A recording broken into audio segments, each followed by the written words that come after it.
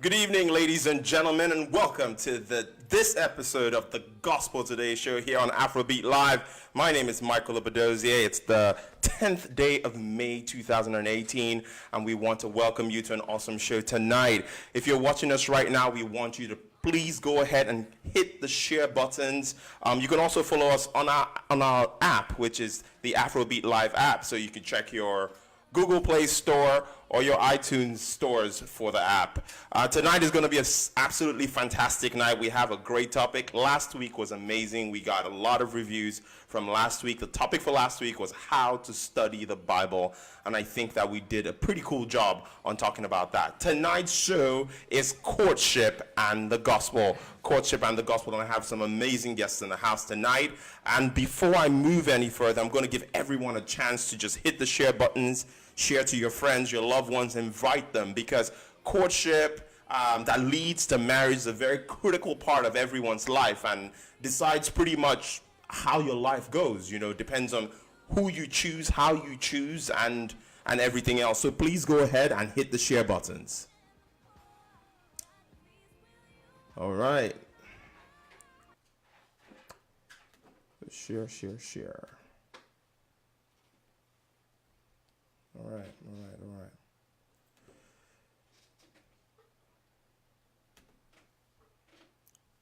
We are live. Cool.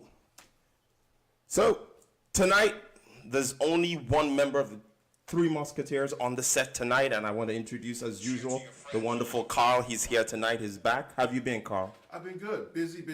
Awesome. Trying to make the world go round. That's right. But I'm glad to be back. Missed the last time because I had some kids' responsibilities. No, you are making money. No, kids' responsibilities, man. That's awesome. It's good to have you back. It's awesome to have you back. So without further ado, I'd like to introduce our main guest for tonight. His name is Ekene Agabo. He's a relationship thinker and speaker. How are you doing, Ekene? I'm good, man. Awesome. Thanks for joining us today. Thanks for having me. I see some old faces, so I feel like I'm home. That's great. Yeah. And to my left, I have the beautiful Miss Tomi Fanilola. She is the CEO, Chief Everything Officer at Make My Day Artistry. How are you doing? I am good, thank you very much.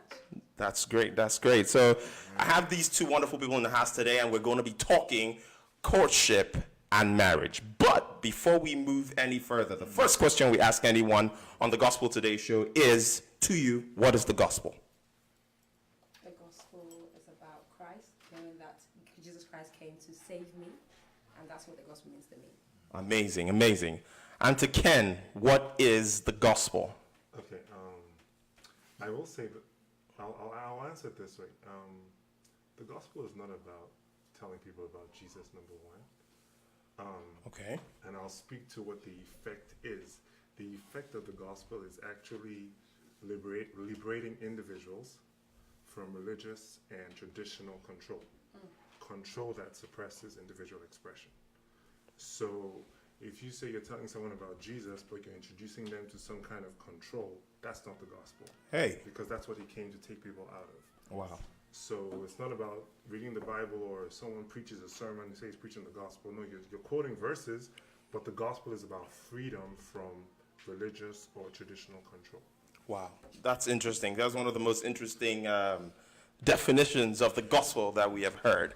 So now, moving to courtship. So anybody who's watching, who's wondering, what is courtship? Courtship is that stage where you have decided that this man or woman is the person that you want to be with and form a partnership for the rest of your life, right? And it's at that phase where there's nobody else exists. You're not seeing anybody else. It's just about both of you, and you're planning to see family, meet family. But before we get into courtship... Is that really courtship, bro? Yeah, really okay. Courtship? Go ahead. Please give me your definition. Courtship to me means, well, I see somebody I like, and I want to figure out if the person's right for me. Yes. That's what I It may believe. be right, it may not be. I don't know, but you guys are the experts. So For me, Yeah, courtship yeah. is the difference between courtship and dating is that courtship you go with the intention to marry. It doesn't mean it has to end in marriage. Okay. But you're both going in with the understanding that okay, this is someone that has potential to be my husband or to be my wife. Oh yeah, it's pretty much same thing that I'm saying. It's the final narrow down. Somebody has about to meet somebody's parents, even if it's just casually. You know, it's that last stage where you're having serious conversations, right? I think courtship. I think you've already kind of narrowed down. So basically, you've passed through the primary stage of selection. Okay, so you've gotten to the next tier. Okay. Maybe the final tier. Yeah. And now you're saying, you know what? I think I want to kind of invest almost all in trying to see if this will work with this person. Yeah. Does that make sense? Yeah, makes yeah. sense. Yeah. Pretty much. Hey? Okay. Oh, So pretty much. So one of the questions first questions I have for you is before we get to courtship. You know, there's this idea especially in the African community, diaspora community, that we're not supposed to date. Can you speak to that? Tell us what dating is, and based on what you know, is it right to date people? Okay, so you know the thing about when you start using terms mean different things to different people. Okay. You say dating to somebody that can mean if they're a serious-minded person, they take that term as serious. Okay. If they're a casual person, they take it as casual. So I'll kind of focus on content instead of labels. So I'll kind of say you don't want to use people, regardless of what you call it. Do you see what I'm trying Yeah. to say? So if I could use the word courtship, and I may not be serious with you. Okay. I could use the word dating, and I might be serious with you. So the key thing is you kind of want to be on the same page, or let the person know what you're doing and why you're doing what you're doing. Does that make sense? Yeah. Regardless of what label you put on it. Okay. So the way we see it in the Carl, did you have something to say? No, we have a few people on Facebook. We have Bumi Ajishafe. Thank you for joining. We have Rakosha Balion. I hope I pronounced that properly. Thank you for joining. Please share with your friends so more people can join us and ask great questions and listen to the great conversation. This is ABL Gospel Live. Great. So back to what we were saying. So in the Christian community, when people say dating, they mean they make it seem as if it's a flimsy term, because we have this trajectory that we have. So you go to college. Once you're done with college, especially for the ladies, you start looking for somebody to marry you so that you can meet up with the clock and everything. So what I want to find out is, in that sense, is it right to see people? Is it right to, as a Christian, is it right to see people, different people, you know, and get to know different people? For me personally, like just what Ekene mentioned, like some people can say they're courting somebody, but they're not really serious. And also some people can be dating, but they are serious and they do intend to get married.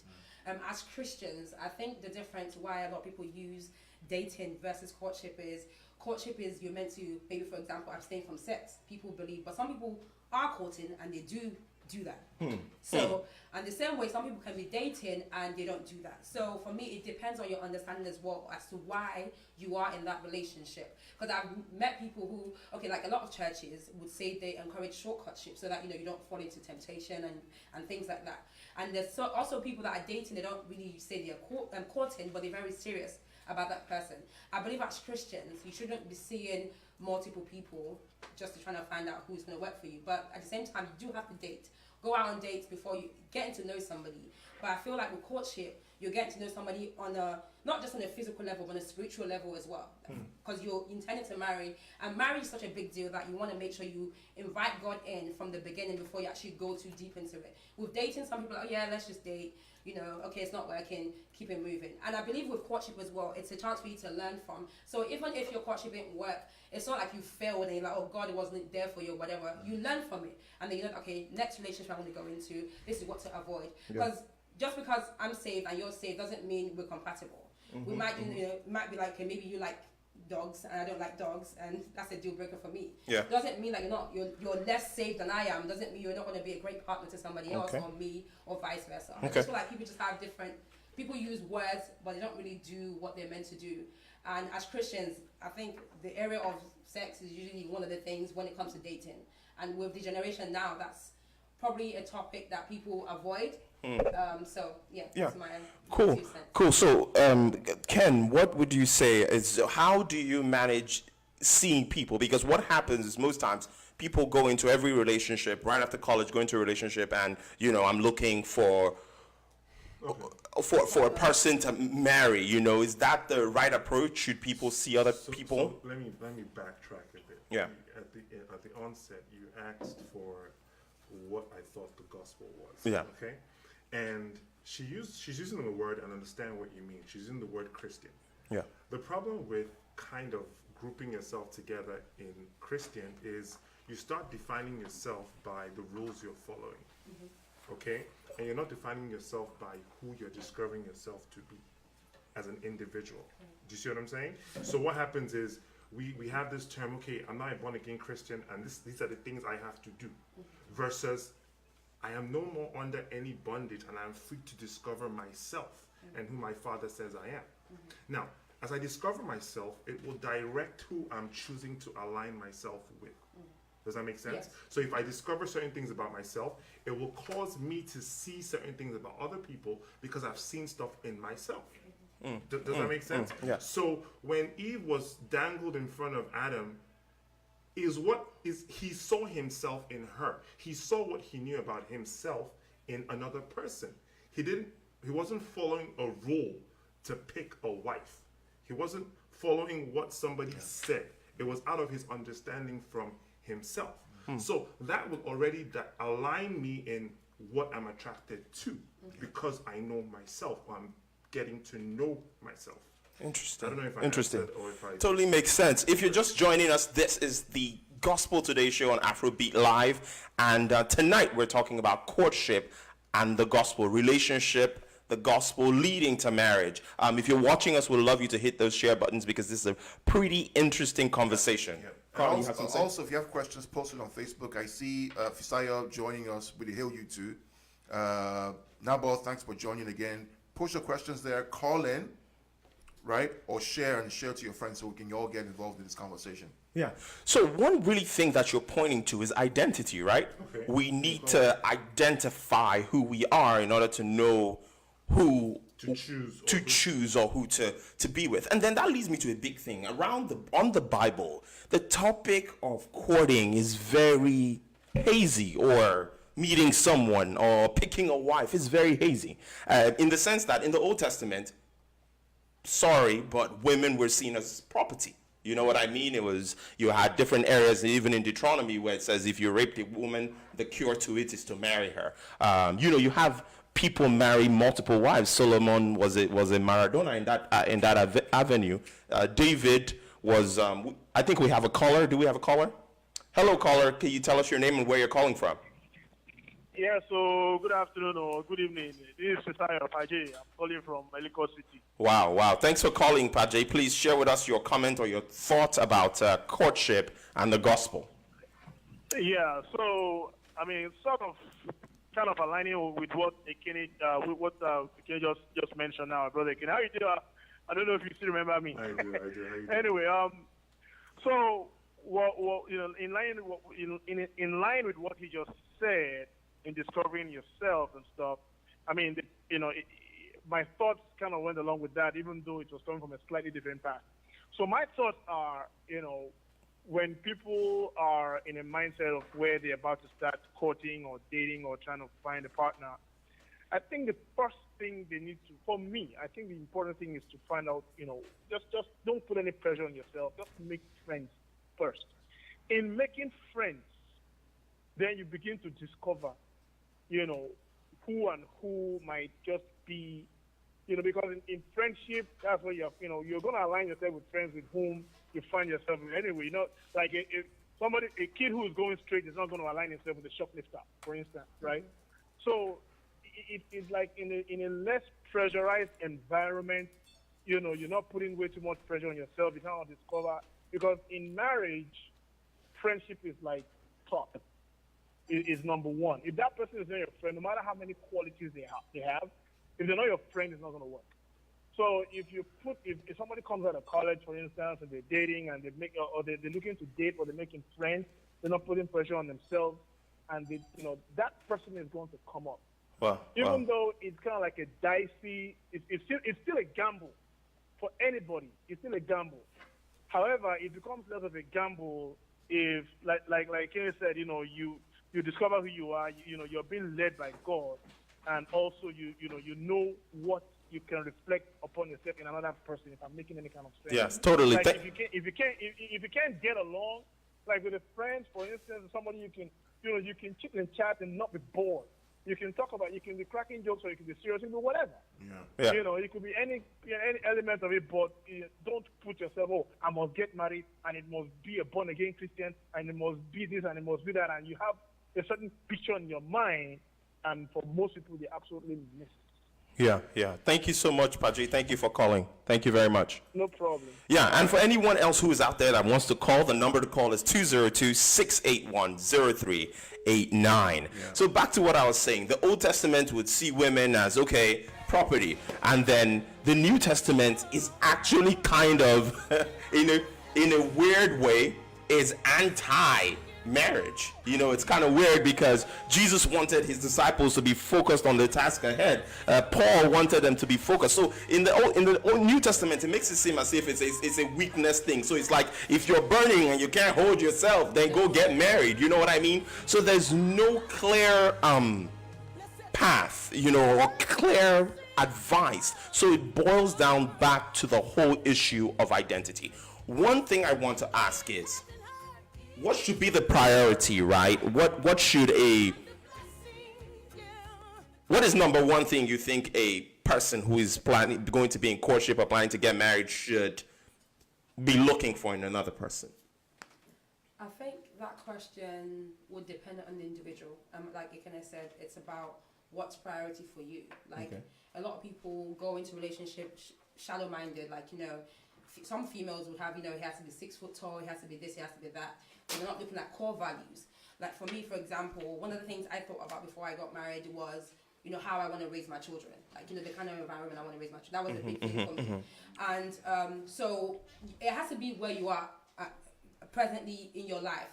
Not everyone is ready for marriage. Marriage is not for everybody. But I feel like in the African community, our parents, should I say, they just believe that, once you come out of university, next thing is find husband and get married. And it might be some people's destined not to get married. And it's not a bad thing not to want to get married. Because I don't say I know people, but there are some people who rush into marriage and a year down the line, Rush out. Yeah, literally divorce. And it's like, okay, so if we're saying we're children of God and we're meant to be intentional as Christians, to use the word Christians, we have to be intentional about everything that we do. So if I'm going to a relationship, it has to be of purpose. I have to have a purpose. Why am I getting into this relationship? And for me, you have to look at what it is that you want to get out of the relationship, and then that way you can go for that and say, okay, this is my priority. Some people it's the physical. For me, it was deeper than that. I knew when I got with my before me and my husband got married, there's some things I didn't have to tell him, oh, by the way, I want to abstain. I didn't have to say that to him because he was of the same belief. So if you have to if we say we're using the Bible as our manual and I have to convince you, oh, by the way, we shouldn't be doing this, we shouldn't be doing that. I mean, it's not like you're under bondage, but there's an understanding. And once you have a relationship with God, there's certain things that it's just not an issue because it's just like you're connecting in that level. So Yeah, pretty cool. So one of the first things I hear, I have a different type of ear. One of the first things I hear when you ask especially young ladies, even men too these days, when you ask them, especially within the confines of Christianity or the church, you ask, oh, what is it that you're looking for in a woman or in a man? They say, he must love God, or I'm looking for a man who loves God, or I'm looking for a woman who loves God. What does that mean in the context of identity? Boy, the thing, and I'm going to go back again to the whole groupthink thing. And when we get into this Christian club, we start learning these terms and we forget about ourselves. Do you see what I'm saying? And the whole point of Jesus coming was to say, yourself is good. You don't need to do anything extra to try to fit in. That was the whole difference. Prior to Jesus, it was we have to please God. Jesus and post-Jesus, it's the Father is pleased with you. So you start from yourself. So if I say, if someone loving God is important to you and you understand what that means, please go ahead with that. But if If for me, the way someone's voice sounds is important to me, I'm going to go with that. If the way someone looks in certain areas is important to me, I'm going to go with that. You see what I'm saying? Yeah. So I'm not going to try to fit into what a Christian should like. Yeah. I'm going to go with what I want. Do you understand what I'm saying? I'm going to go with what I want based on my understanding of myself. Yeah. Yeah. So I have a question. Sorry, go ahead. There's an old joke I love. It says, when in Genesis, of course, man was formed by God, and then God made woman out of man and brought her to him. And the result of that was Wahala, right? Eve did whatever she had to do, right. Adam sinned, and then there was Wahala in the whole country. So ever since then, God has not brought any woman to man again. He says, he that find it, so you go and find your own woman. That's right. And obtain favor. Don't ask me to go and find for you. If you carry a woman that you don't like and it's your Wahala, it's your problem. Exactly. Right? For me, look, courtship, I mean, look, when I was courting, quote unquote, right, there are certain things that were a priority to me. Am I attracted to her? Is she somebody I can get along with? Does she help me with my bad parts? You know, when I'm angry, is she soft? When she's soft, am I angry? How does she help me? How do I help her? Do we have the same interests? What are our life goals? What do we want to achieve? You know, educationally, are we compatible? Right? Physically, do we find each other attractive? Those are things I look first to before I look at, okay, is she a Christian or not a Christian? Yeah, yeah. Right? Because if you're not, after you are both Christians, you get married, if you're not compatible, the same pastor who married you, the same pastor is going to divorce you at the end of the day, and you end up being miserable. So find somebody who you know that the wedding in Kenya, the first wedding, were they believers?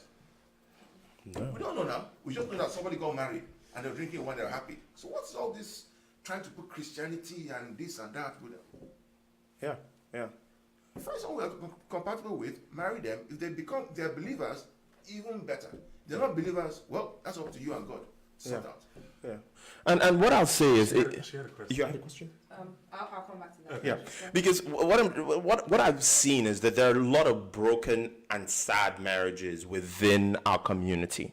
And as you say, it's a set of rules. Once we're in it, we have to stay in it. And the way we get into it is by these rules. And as I said, some people would say, and the way I think of it is that Jesus says that he is in the Father and we are in him. So we're one with him. So God lives in me.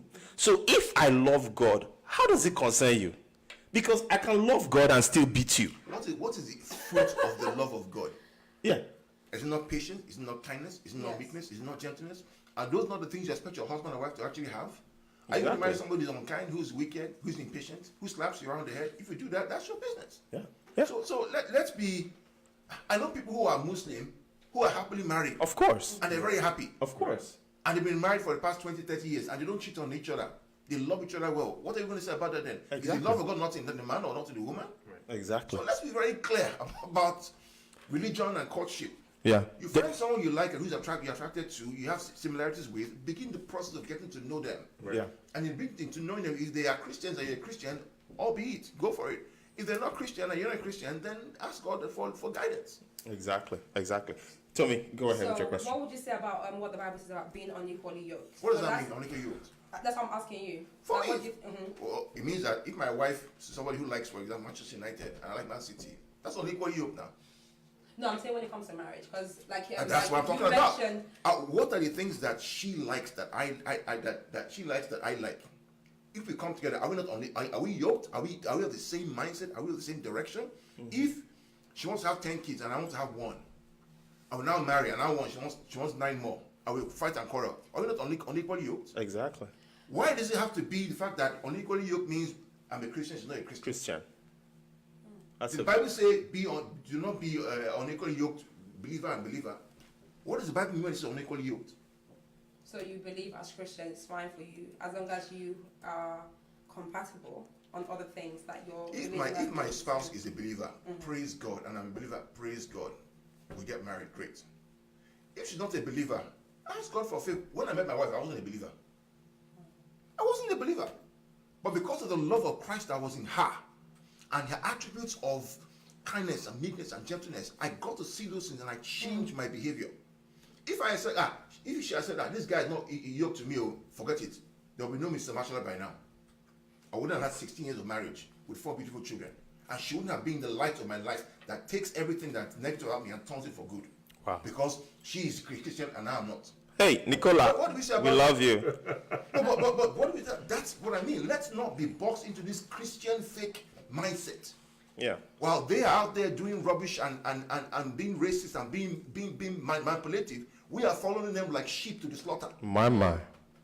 When the same Jesus came in the Old Testament against the Pharisees and the Sadducees of the day, the order of the day, and turned everything upside down. So let's be very clear.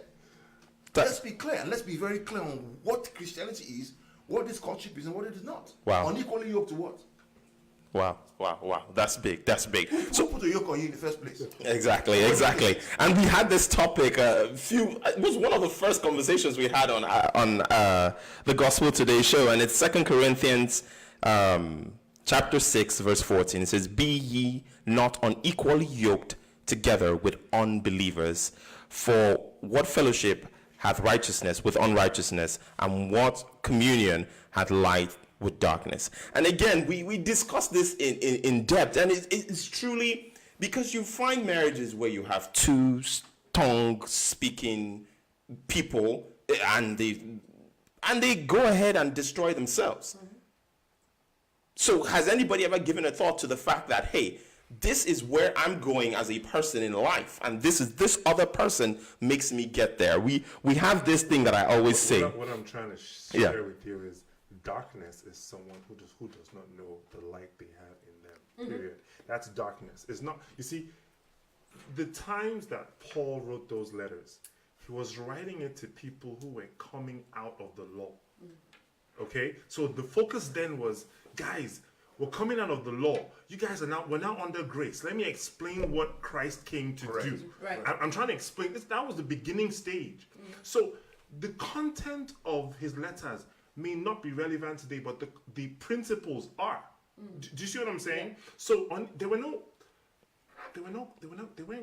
Christians per se. They were people who were coming to the knowledge of Christ. Believers. Yeah. Do you see what I'm trying to say? So now, Yeah. if that is important to me, so if as an individual right now, you and I, individual, single, the knowledge of Christ is priority to me, then let me make my choice according to that, because it's priority to me. Do you know what I'm trying to say? The trap we fall into is we now make that a law for everybody who comes into the Christian club. And we say, okay, now you're this, you can't do this. You're making laws out of things that were meant to be knowledge-based and revelation-based. Does that make sense? For the individual. Yes. So what I'm saying now is, as an individual, based on who I am and what I know about myself and the knowledge of Christ that has been revealed to me, I make my own choices. Yeah. I don't follow laws. You raise a good point. Let's go back. Our great-grandparents who didn't know about the gospel that got married. Were they unequally yoked? No, we can't say that. We can't say Well, in because general. they had no knowledge of But based on what they knew, they made their own decisions. Decisions. Correct. And maybe the eventual outcome, Correct. we could say they were equally yoked or not. Right, and they made decisions based on the things that they were yoked or equally yoked on, that they liked. Maybe, Exactly. maybe the same village, maybe the same. Speaking of that, just going back, if you want to take it back home, two tribes are worlds apart. Like two tribes, even in the same state, are worlds apart. Even now. You know what I'm saying? And they will say you cannot join someone from that village. tribe, yeah. Just that's based on their worldview. Do you see what I'm saying? So there might be a tradition in that area that says you cannot marry anybody from that village. Not even village, compound. Do you see what I'm saying? So we have to kind of read things in context to understand the spirit of what is being said and not make it a law that we now follow when we get into the Christian club without understanding what we're saying. Do you follow what I'm saying? We have some great comments on Facebook. We have Chika over this here. So I agree totally with the caller, saying friendship first. Heather just joining. Welcome, Heather. BB, thank you for the good point. Bumi Ajishafe said, well, she's laughing out loud. Thanks for joining everybody to ABL Gospel Live. We love your comments. Please send more questions as well. This is a great topic on courtship, relationship, dating, etc. Okay, cool. I believe we have a caller. Caller, can you tell us your name and where you're calling from? Hey, Mike. This is Bisola, your illustrious co-host. How are you doing? Wow. Bisola. Where have you been? Sorry I couldn't make it on this set today, but I still wanted to definitely share my opinion as I always do. Awesome. Go ahead.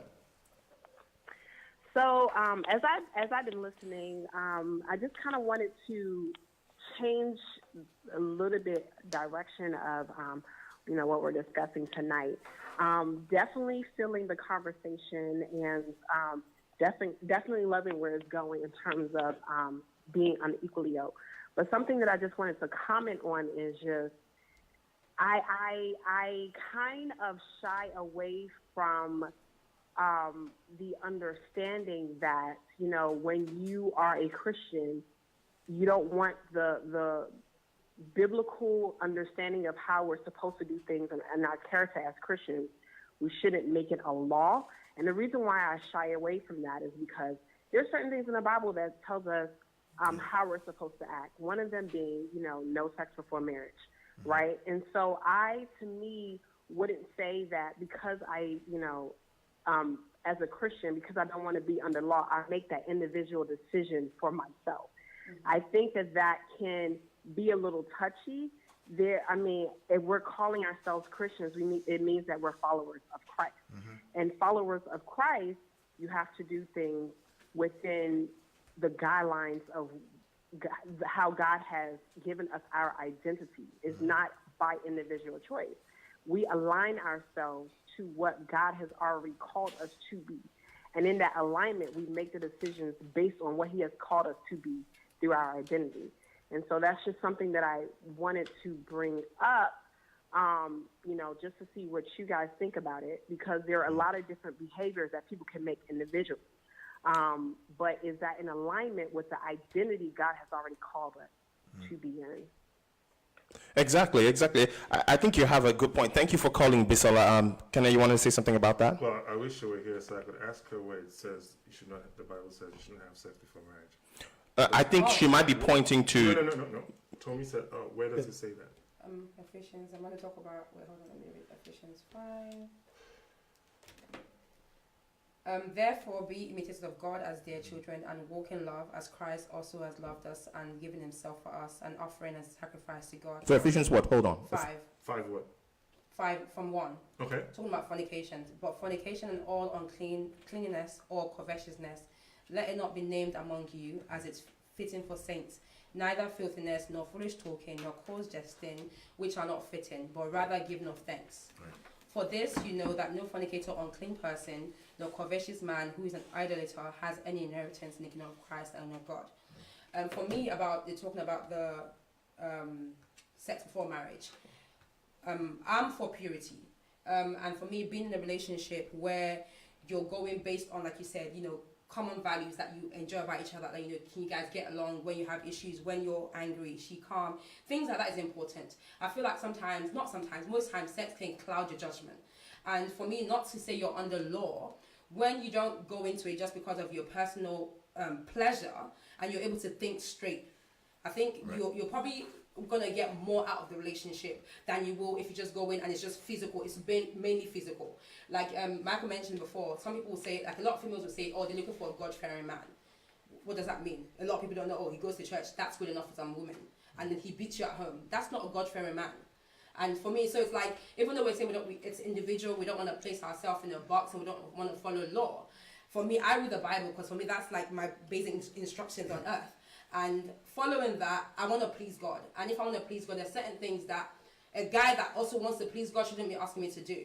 And I have a lot of Christian friends who would say, like females would say, a guy, okay, well, so when I just came back from Portugal, and a friend of mine, were talking, and she said, a Christian guy actually told her, I don't know where you think you're going if you think you're not going to give up and have sex with a guy before you get married. This is a Christian brother, so not to use that. So that's what I'm saying. So it's like we all have an idea of what is trying to please God. I mean, that's just a minor thing. But here's the thing, you see, and here's the issue. I'm not disagreeing with you. I'm just I'm discussing the thinking of it. Yeah.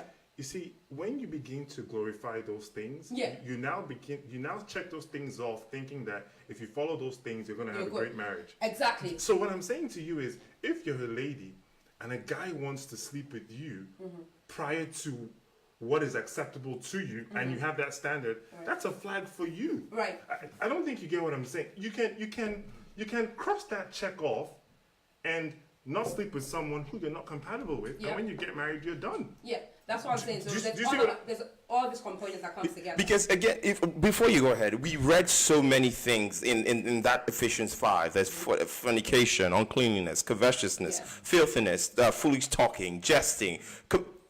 There are a lot of things there that people who don't fornicate are doing. The verse of scripture was not primarily for fornication. Right. So some people will lift what they want out of it and prioritize that. So I really think that, again, it is, we know who the identity of our father, what the identity of our father is, but the courtship leads to marriage, right? And so some people work so hard not to do one or two things. Mike, let And me, it's That- very good. sorry, Yeah. let me just explain what fornication is, okay? The first time fornication was used in the Bible, it wasn't about sex. It was about joining yourself to a nation or an individual, joining themselves to someone else or a nation that they're not in covenant with, okay? So what that is if I'm married to you and we consummate our marriages, our bodies become one. Right. Does that make sense? But if I'm not married to you, I haven't given you that commitment, and you haven't given me that commitment for us to walk this life together, and we do that, I'm joining myself to somebody that I'm not one with.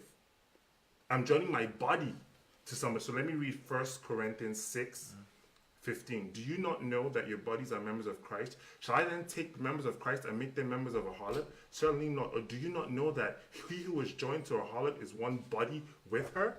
So what he was saying, he was now writing to the Corinthians later on saying, listen, this fornication is unheard of. One of you is having your father's wife. What are you guys doing? You're just going about joining your bodies to each other. Right. That's why he who commits sexual immorality sins against his own body. First. No Yep. other sin is in the body. Yep. So it's not about, he was trying to explain to them principles. Not, when I say laws, you see, the problem is this, right? We create these rules and give people this notion that if they obey these rules, They're good. everything is good. And that's not truth. Yeah. Paul was explaining principles.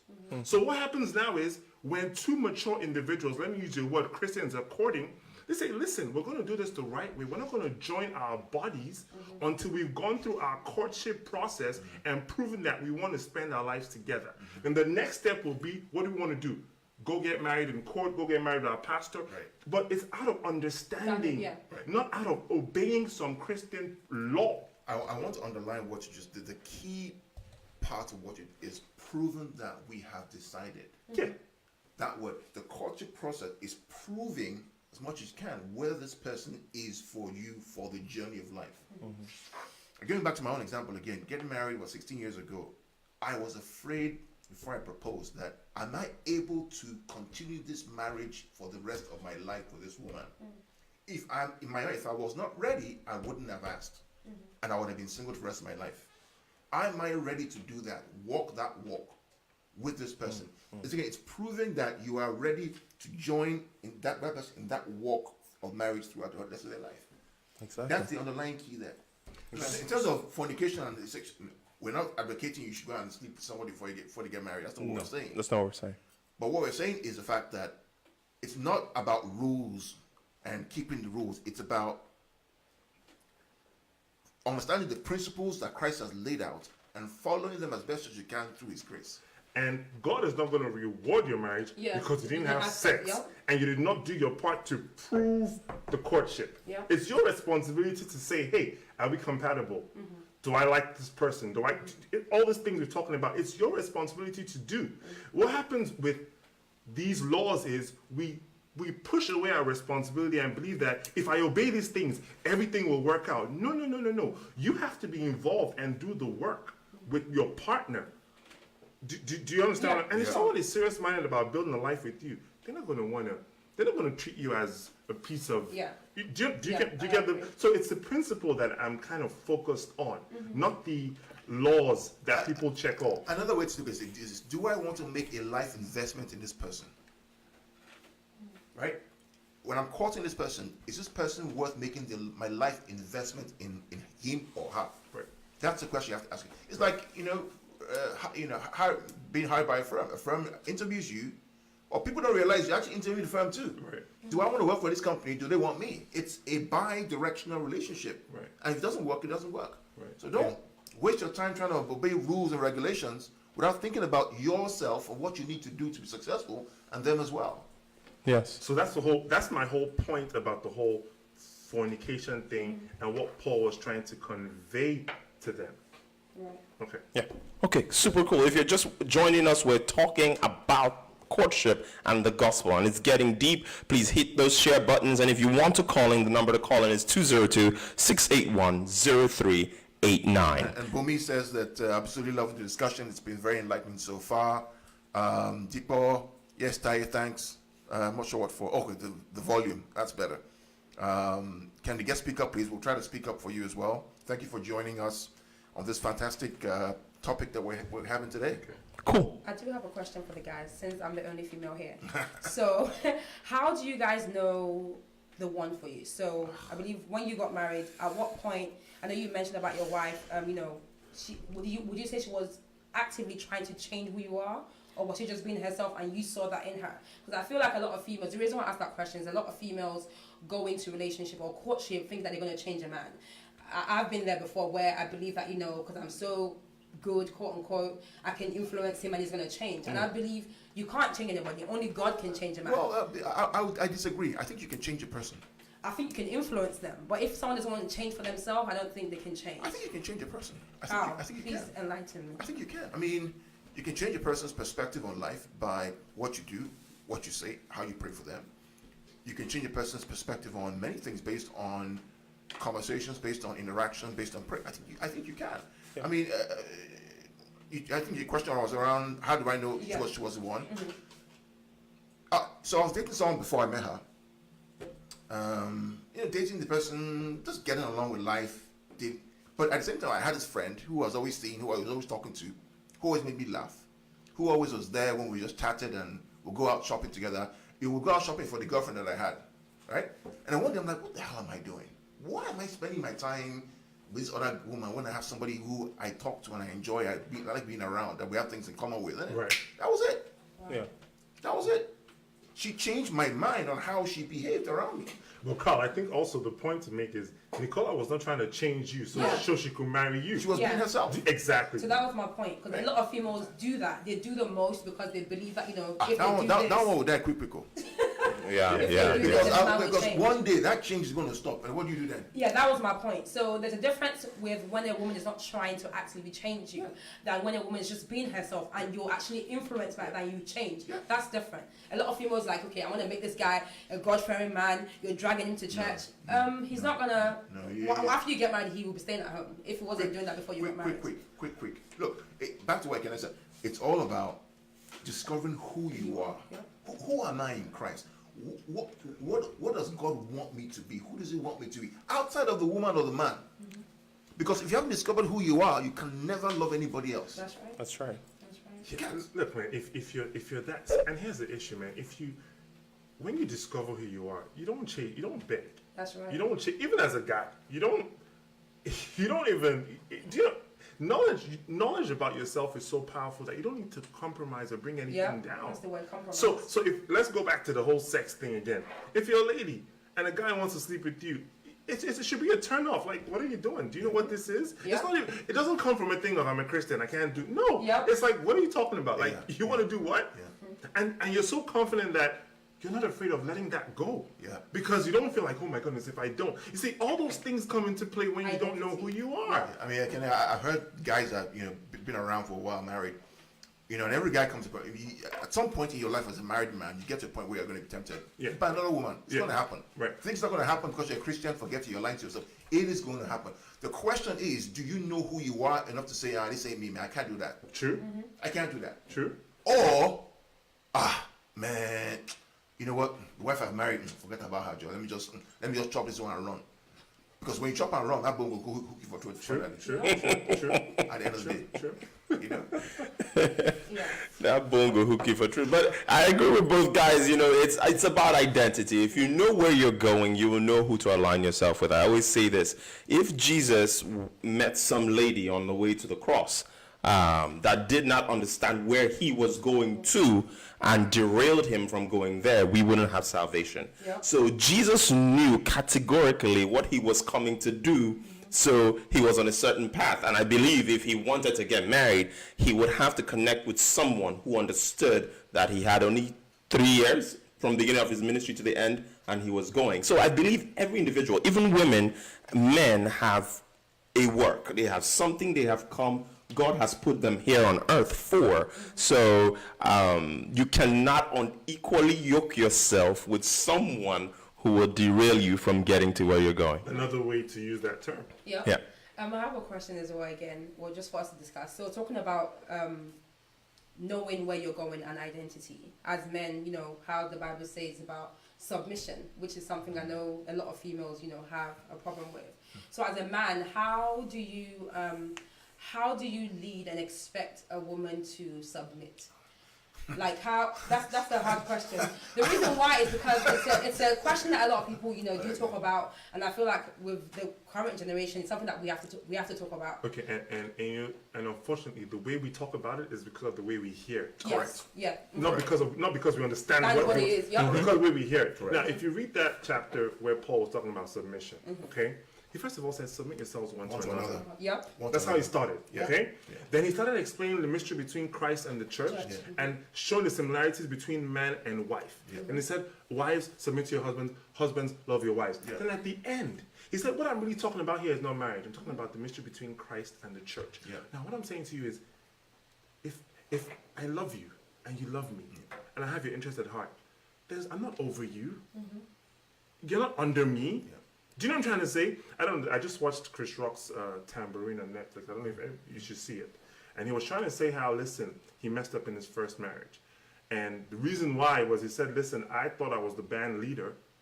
But sometimes, as a man, you got to be the backup singer and hold the tambourine. Absolutely. Do you see what I'm saying? Absolutely. So if I'm the man, I'm lead singing today, next week I can be a backup singer. Absolutely. Because we're equals, we're partners. So if you're courting, and someone shows you that your partner and they have your interest at heart and they want for you what you want for yourself and vice versa, there'll never be an issue with the word submission. Yep. I do agree. So the way we hear it is the woman is under, submit to your Lord. Okay? And you have to understand that in the time that was also written, that was the culture. Yeah. Culture. And also, we still have a little bit of that trickling down today when people speak of that. So when you hear the word, the way it's used is kind of wrong. We're partners. We submit. Yeah. Today we go your way, tomorrow we go. I don't know if I'm. I think when you get married long enough, that whole submission, man or woman thing, it becomes, if you're really serious about your marriage, you understand that it's not about one being about the other. Yeah. It's about Partnership. partnering to achieve an objective, where sometimes a man submits to make sure that things get done, or the woman does vice versa. It's about balancing, making sure. The whole marriage thing is really, it's almost like a negotiation Right. towards a common objective. Right. You know, Right. and it's a beautiful thing as you get older, you grow in it as well. And those objectives are the things that you sort out in courtship. Exactly. You know what I'm saying? Where you figure out, okay, what are we going to do? What's the plan? Like Billy Graham just died a couple of months ago. His wife was up there in the mountains taking care of those kids while he was on the road for 6 months. Like, I'm sure they had to have talked about. Yeah. Absolutely. Was she less than him? No, she wasn't. Absolutely. But that was part of, hey, this is where I see my life going. What do you think? Can you? And if she says, you know what? No, I also have my own dreams too. Then they know at that moment, Yeah. okay, we can't be together. Right. So, yeah. Yeah. Yeah, pretty cool. So I have one question here. And again, so what we're driving at tonight, what I'm hearing is that people need to know who they are. Yeah. And it's not about clubs or groups saying, we do this in this place. It's saying, me being a believer in Christ, how is it that my Father expects me to be? So one of the things you hear a lot in the church setting, especially for women, because, people will be like, you know, if you need a good husband, you need to be in the house of the Lord. Seek ye first the kingdom of God, and everything else shall be added unto you. Be found walking in the house of the Lord, and you will find a good husband. Question is, what is the kingdom of God? Hey, That's what he said, right? Seek ye first the kingdom. Kingdom, What yes. is the kingdom? Is the kingdom a building? no, So when you answer the absolutely question, not. what is the kingdom of God? There's your answer. My God. Again, back to what he said. People have this mindset, box ourselves in what Christianity is based on old rules and regulations of our father and our grandfathers, which have become totally abject and completely ruled aside.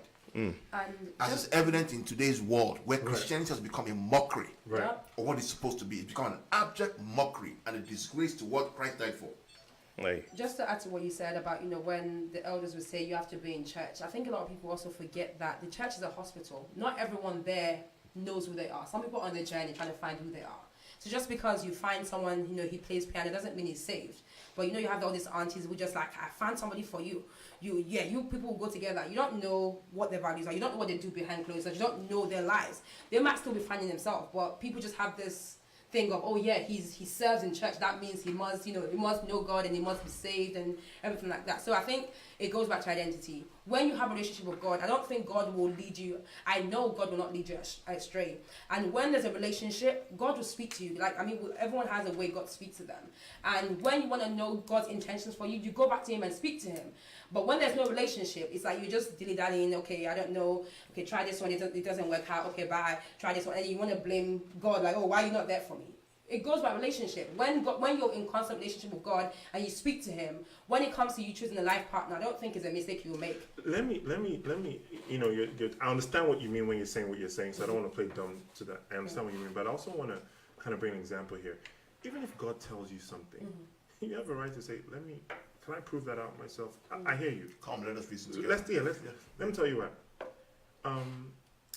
Joseph was to marry Mary. He found out Mary was pregnant, and he was about to dump her. And he was like, no, I'm not going that route. God had to let him know that you're meant to marry her. Yep. You can't mess this up. You're meant to marry her. As a matter of fact, the only reason prophecy is being fulfilled is because you are marrying her, because Jesus is the son from your line, not Mary's line. Yeah. So understand, Jesus being son of David is not because it's from Mary, it's because it's from Joseph.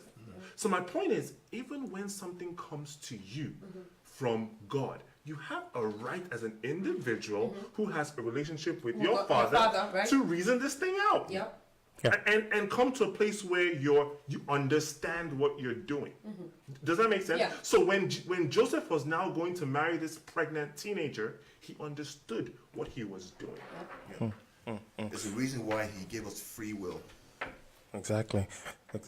One of the questions I'd like to ask as we round off, it's been awesome. I can't believe we have only 8 minutes left. Oh, wow. So part of courtship, at the end of courtship, one of the things that happens, and again, I think it's a big deal to, there's a lot that weighs on the mindset of the people that are in this courtship, but when it comes to counseling, right?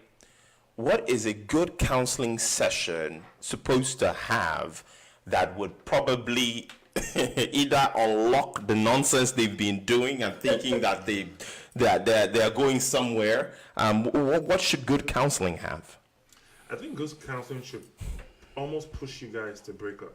Yep.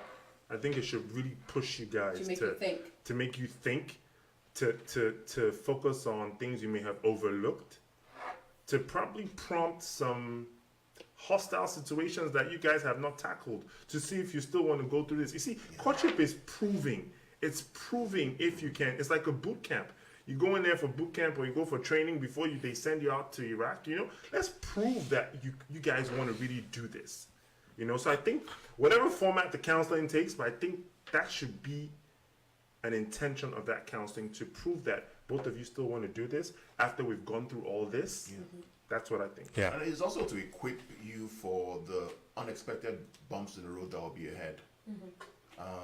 Because even if you prove as much as you can before you get married, as you start the marriage, you find out that the process of actually becoming one is a very hard process, where you break and you meld and you mold things that you didn't think were there before. Right. For example, let's say because you haven't slept with him, he ends up snoring all night. What are you gonna do? And you are a light sleeper. How are you gonna manage that? It sounds very Yeah, but silly. it's a deal breaker for some people. But those things are deal breakers. You know, do you just not go for surgery? Do you sleep in a different room? Or how do you manage that? Some people I know almost got divorced because of toothpaste. Because the man, I'm telling Yeah. because the man From the presses middle. on the top, the woman does on the bottom. It causes wahala. It causes serious wahala. They have to figure out. Some people's tissue. You roll tissue from the top, I do from the bottom. How do we manage that? Right. Yeah. Right. You know, I like my coffee black. I like there are issues. Or I have my own house. You have your own house. Whose house do we move into? Whose cutlery? Whose pots and pans? How do we manage that? Right. Right. So there are issues that you need to think through during the courtship phase to make sure that you all are in general agreement on the direction or purpose for how you want to go through this journey of marriage. Right. Yeah. I do advise that, during courtship, that every couple should go through counseling. It's very important. And for me, personally, like the pastor that, did counseling for us, he just started mentioning like crazy scenarios that, we never thought about, talking about third parties, talking about extended family, like things that, you probably don't want to talk about because it's kind of like, Right. a bit weird to talk about it. But it's Right. like you have to talk about these things and make the decision that, okay, despite all, I still want to do this with you. So Right. I think it's very important. And at the end of the day, it all comes down to when both of you get on your knees and you pray to God for the problem. Yeah. Once he enters it, you got to find a solution collectively. That's always, you can never plan for every eventuality, but if you're committed to love each other and you're committed to praying with each other, pray about it and the problem Right. is solved. Yeah. Another question I have is, in terms of finding a partner, what is love? Because people say, I fell in love with her. It was love at first sight. What is love?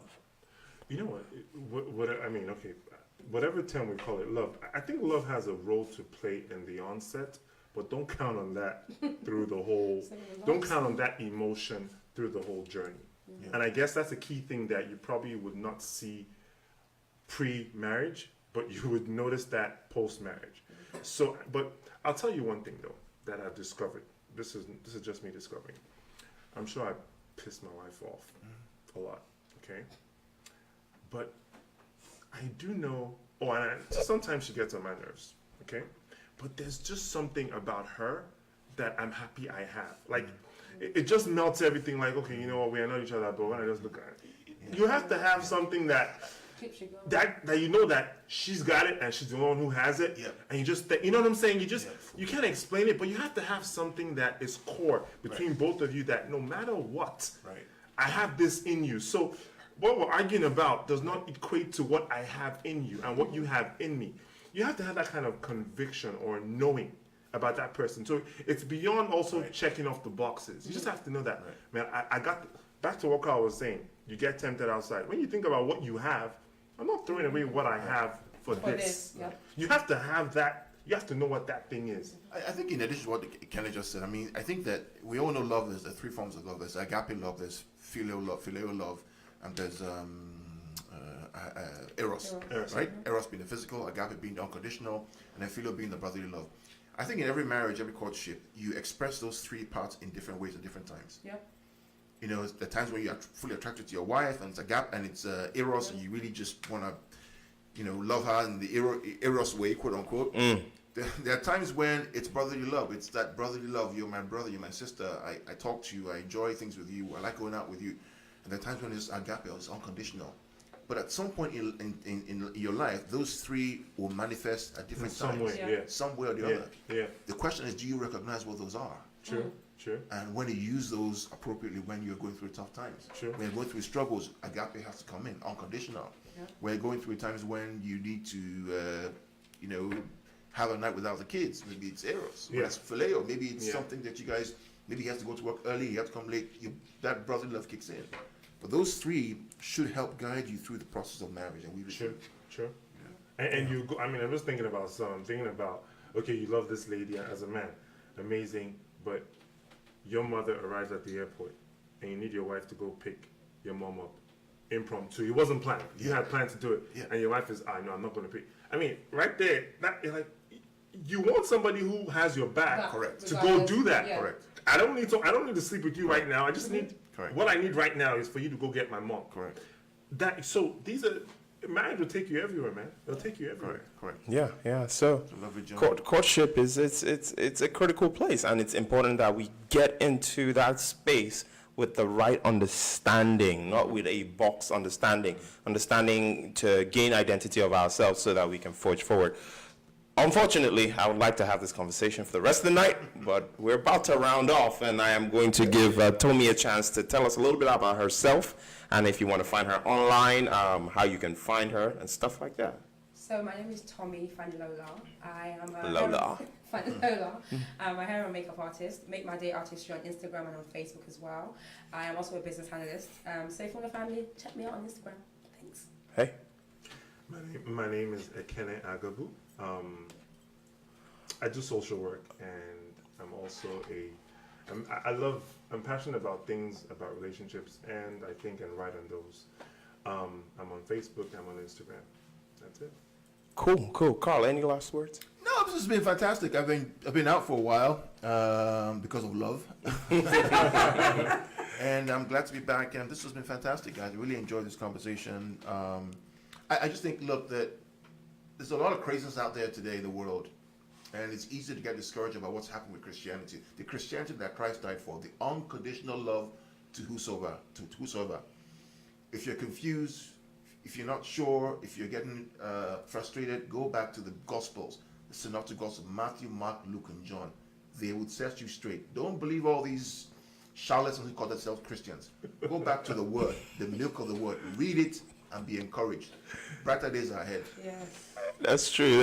Awesome. I missed Carl. And let me say this: when you hear a sermon and you hear scriptures, go back home and read those yourself. Yes, And ask yourself if you agree with what you just heard. Yes, sir. Don't leave it to someone else to agree. One, I don't think we have time right now, but again, if you're going to be a follower of Christ, you have to follow him, and following means understanding. 2 Timothy asks us to study. It is imperative that you study, even just to the point where you can see life and see the Bible itself out of the lens of Christ. Because if you don't, even with things like picking a partner, you're going to be doing it for someone else. Because someone has a plan that they have a space, you're going to be there, you're going to marry this brother, and you guys are going to have children, and you're going to give tithe. In fact, it's actually more of discouragement about getting married. Sure. So what we truly have to fall back to is Jesus Christ. If we see one popular verse is John 17 verse 4, where Jesus says that I have honored my Father, I've glorified my Father who is in heaven because I've completed the work that he sent me to do. We should be about that work, and whoever is going to be with us on this journey has to be able to help us, and we also have to be able to help them. Yeah. Until we see you guys on the next show, on the Gospel Today show, we love you all. Please hit those share buttons and keep sharing to your friends and loved ones. Thank you for joining us. Nice show. Thank you. Bye-bye. Thanks. Yes. Hold on.